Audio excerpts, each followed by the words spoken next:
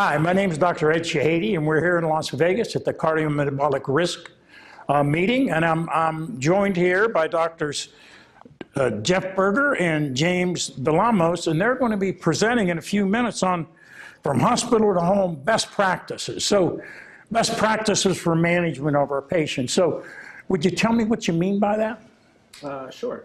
So obviously when we take care of patients in the hospital, we are giving them all the best treatment we have. But I think it is of extreme importance to make sure that when they leave the hospital, that they know exactly what they're supposed to be on, that they are taking life-saving medications to help them feel better. So we'll be reviewing some of that in the talk today. So what are we talking about? Aspirin, beta blockers, statins? What do you stress? Maybe you answer that. Yeah, I mean, so we're going to start by talking about what we do in the hospital. Okay. Most of those patients are going to be taken care of by cardiologists like Jeffrey and I. But Right. We'll talk about aspirin and aspirin dosing Right. and remind everybody that the preferred aspirin dosing should be only a baby aspirin. Okay. And higher dosages just increase bleeding and don't improve outcomes. And then I'll spend some time talking about clopidogrel, which is a second agent we add on top of aspirin for patients with heart attacks or acute coronary syndromes. Right. And then several new agents that have been developed to address some of the limitations of clopidogrel, including ticagrelor and prasugrel, which are more potent and frankly more effective, but also cause more bleeding. And so a lot of what we think about in decision making now is trying to identify the right drug for the right patient, focusing on whether their risk is high for bleeding or whether their risk is high for a second heart attack, basically. And then Jeffrey will take it from there and talk about what we do after discharge. Okay, now you mentioned aspirin. Statins for everybody? For everybody. Yeah, so we'll be talking about that. We'll be going over some of the recent guidelines that anybody who has established cardiovascular disease, you want them to be on either a moderate or a high intensity statin, depending upon their age and things like that. But obviously there's a whole list of things that you want them to be on, right? Statins are one.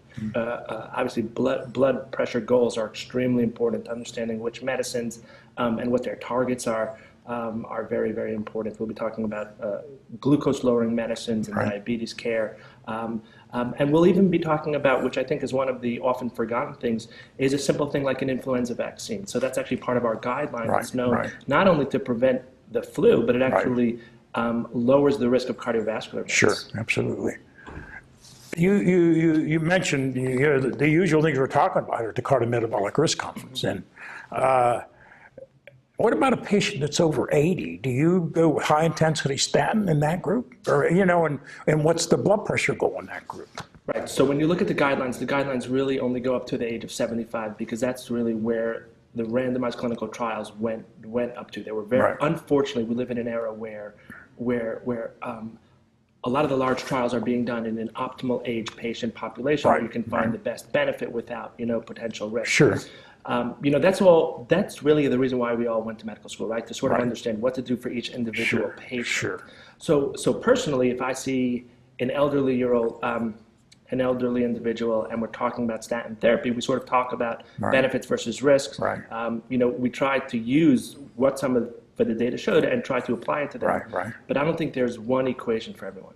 And what about their blood pressure goals? Because some JNC8 says is a higher one than say ADA, American Heart. So what is your goal? Maybe you want to answer that, the blood pressure goal. Well, Jeffrey's going to present some data from the SPRINT trial, which was just stopped. So as you know, the new guidelines had loosened a bit for elders with the systolic blood pressure. And they've defined elders over 60. I don't know if I agree with that. I don't agree with that. I promise you I don't agree with that. But in my clinical practice, I have to admit, I had liked, I would say before this trial came out, the 150 goal for older individuals because I see so much alternating hypertension with orthostatic hypotension. And many of my patients, frankly, feel better with a blood pressure of 140 or 150 than they do at 120. But Jeffrey's going to talk about the SPRINT study, which has been released to the media in just top-line form, but suggests that there may be mortality and heart outcome benefits for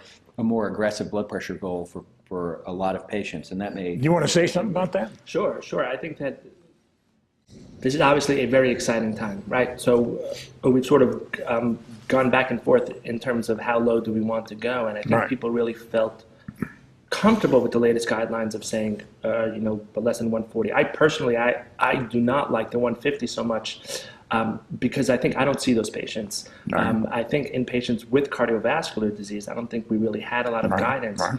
I think the SPRINT trial will be extremely important, right? So the recently stopped trial that showed that appears to show a benefit of lowering your systolic blood pressure to lower than 120 compared to a target of 140. Right. But we were just commenting in the room next door that unfortunately we have not seen the study in print. It has not been presented. So really everything we're getting is from Made the New York Times, though. Exactly.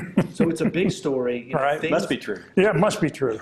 Things are going to change, but I think we have to be a little cautious. And I would really echo what James said, which is that, obviously in your elderly patient, you have to be careful. You don't want them to get too low because you don't want them to become symptomatic and fall or faint or something bad that can really act any type of benefit you're trying to achieve.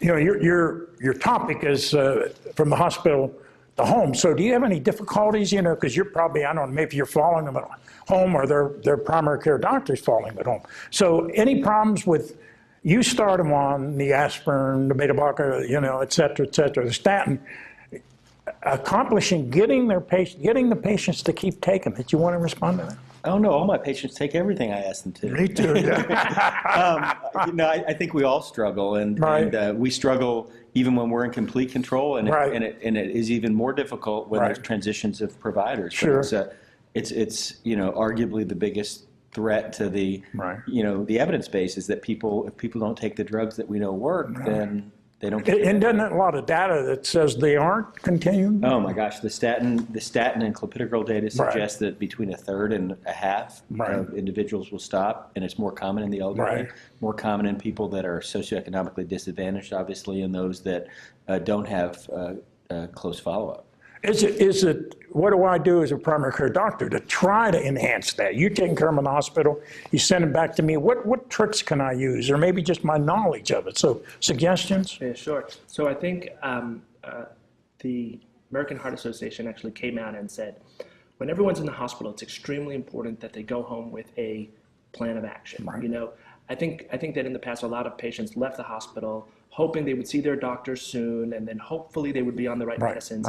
And I think we've come to realize that it's extremely important to empower our patients. They have to know what they're on, why they are on it, have a list, go over it with them. Obviously, adherence is extremely important. One of the things that I sort of grapple with is there is some data that the more medicine somebody's on, the less likely they are to take their medicines. Yes. So figuring out who should be on what medicine, trying to sort of limit the number of medicines, I think is extremely important.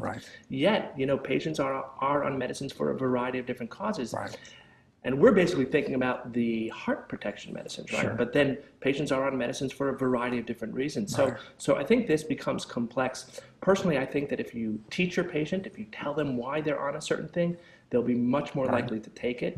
I think it's very important for them to understand benefit versus risk. And the one example that I will give you is with statins, right? So a lot of patients complain of muscle aches. So I tell patients, you may have muscle aches, but you have to weigh that against the life-saving effect of this drug or the heart attack protection force of it. And I think once patients get that, once they understand what the benefit versus risk equation is, I think they're much more likely to take their medicine. One of the things I think is that, it's better now, but as a primary care doctor, the worst thing in the world I had was showing up. I've been in the hospital, doc. What were you in for? What are you taking, et cetera. So we now are doing a better job of communicating that, but I still feel, I don't know exactly what you did for teaching them, especially in a larger city. I go to this hospital, I have privileges there, not this other one.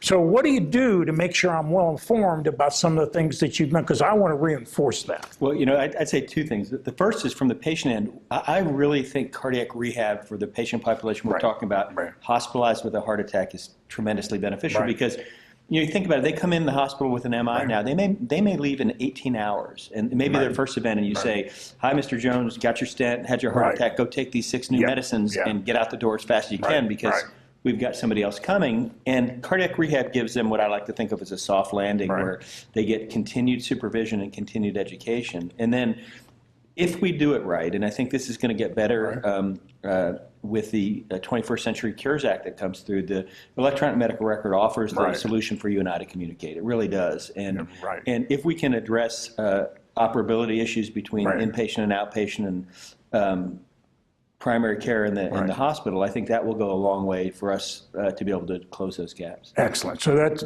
very interesting. Anything else you guys like to add before we close? Oh, I thought that was great. Okay, well, we appreciate you being here and sharing your knowledge.